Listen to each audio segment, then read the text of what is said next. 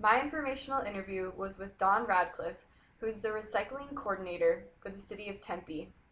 I met Dawn a few months ago during a meeting for a class project.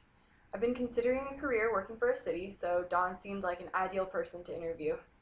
My objectives for this interview were to determine what qualifications were necessary to work in a similar position with the city, what an average day was like in this type of job, and whether or not Dawn felt fulfilled in her work.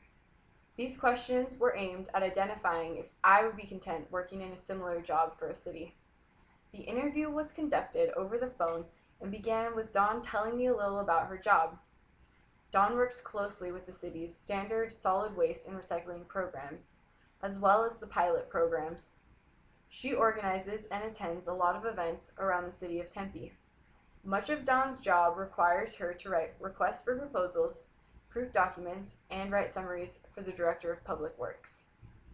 Dawn insists that no day is the same in her job and that she can be overwhelmingly busy at times. I was astonished at the variety of jobs that she does and how she manages to keep everything organized.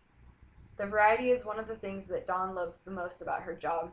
She's able to constantly learn new skills, and she insists that out of all the jobs she's ever had, this one is her favorite.